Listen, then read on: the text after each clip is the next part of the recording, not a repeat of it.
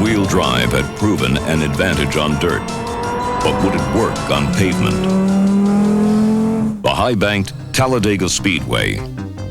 In a secret test, Bobby Unser makes an attempt at a world closed-course speed record in a specially prepared Quattro.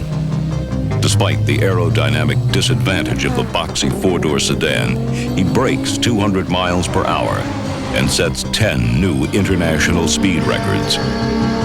Confident that they had an advantage here as well, the engineers decide to enter a production-based Quattro in the 1988 Sports Car Club of America Trans Am Series. It was also the first time that team drivers Hurley Haywood and Hans Stuck had tried racing an all-wheel drive machine. My competitors found that we were going to be racing an Audi, and they took a look at the car the first time. They kind of laughed and said, "You got to be kidding. This is a car that we race that looks very much like the sedan that people can buy in the showrooms." Everything was new to me, and I thought to myself, oh, is that the right thing I might have towards the end of my career with 37? Nevertheless, we didn't know where we are till we came to the first practice in Long Beach. The first race, the streets of Long Beach. Let's ride with Hans Stuck as he makes his qualifying run.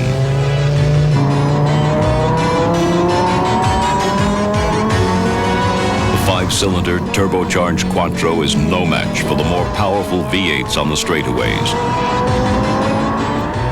Its advantage comes in the tight turns. I had to adjust my style of driving because Trans Am drivers are hard drivers, tough drivers. They don't look very often in the mirror. If you come from behind, especially with a car like the Audi, you can brake very late, that they don't expect you to come so close to brake so late.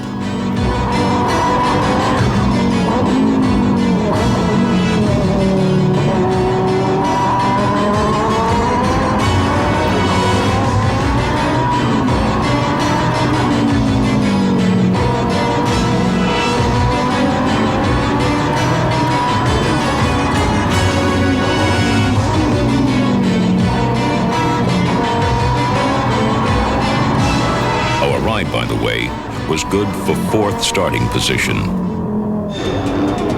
In the race, Haywood surprises everyone with a second-place finish. Still, most experts regarded this as beginner's luck. Then on the twisty Dallas street circuit, as track conditions begin to deteriorate, and others with slipping and sliding, Haywood uses his superior traction to record the first victory for an all-wheel drive system in such a major production car race. The track was very slippery during the race, and I just cruised around the car because of the all-wheel drive system. I could put it any place on the racetrack and get away with doing just about anything that if you tried it in a conventional car, you would have crashed. He follows with another victory on the streets of Detroit, taking the lead on the very last lap. Then at Niagara Falls, rally champion Walter Rural tries his hand at road racing and runs away from the field, making it 3 victories in the first 5 races.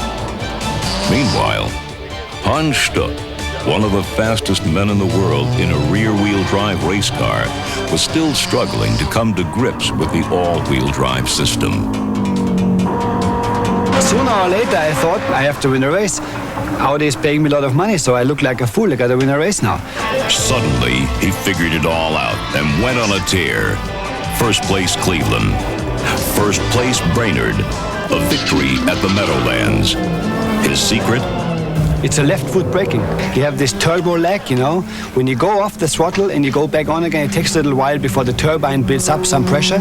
So on these sort of chicanes where you don't have to shift down, I go on the brake with the left foot and stay on the throttle with the right foot.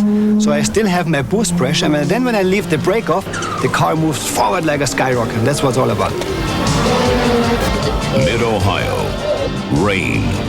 Ideal conditions for all-wheel drive. And Sunday morning when I got up at about 7 o'clock, I saw the rain and said, oh, Christ, that's what we need.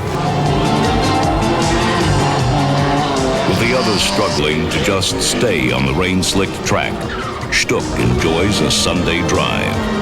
It just has always the feet on the ground, fantastic traction, fantastic cornering, very, very good. And with the four-wheeler, you know, it was the experience of all my life. We always had good traction. We could go over the hill with all the cars sliding with the power on. So just great stuff. By now, the competition was beginning to feel that the Quattros were enjoying a bit too much of an advantage. They accused the team of sandbagging, holding back in practice, not showing their true speed, then turning it on late in the race. The other teams lobby for a rule change. We need all the help we can get to keep our Goodyear tires under our cars. We don't have the advantage of the all-wheel drive Audis. We can't go head-to-head with the Audi or the V6s because of our added weight. There's no way that we can run at the end of the race with the Audis. I expect Hans to show us his heels here very soon. The Sports Car Club of America officials agree and decide something must be done to negate the all-wheel drive advantage. They handicap the Quattros with additional weight, smaller tires, and a reduced turbo inlet. But Stuck isn't phased. To beat Audi, they can give us as many weight as they want, and they can restrict our tires. As long as we can run on a four-wheel drive car, we'll be looking very good. Even with the handicaps, the Quattros prevail, and by season's end, Audi had won the Manufacturers' Championship, and the hard-charging Stuck captured 4 first places. His strategy? My driving strategy is to go always 100%, or as close as possible. If I sit in a race car, I adjust my mind and I want to go for it. Oh, sometimes it's bad, sometimes it's good, but if I'm as a professional racing driver, you have to be like this. It was the steady Haywood, however, who brought home the driver's title. His strategy was a bit different. Championships are points game, and you have to get the points at each race. You have to protect yourself not to get into trouble with the slower traffic.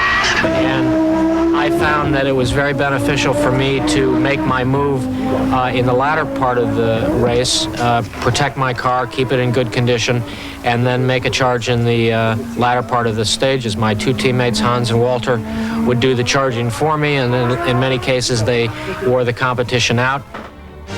But to Trans Am officials, the Quattro's advantage seemed just a little too unfair. They aren't invited back for next year. Coming up next, the IMSA GTO.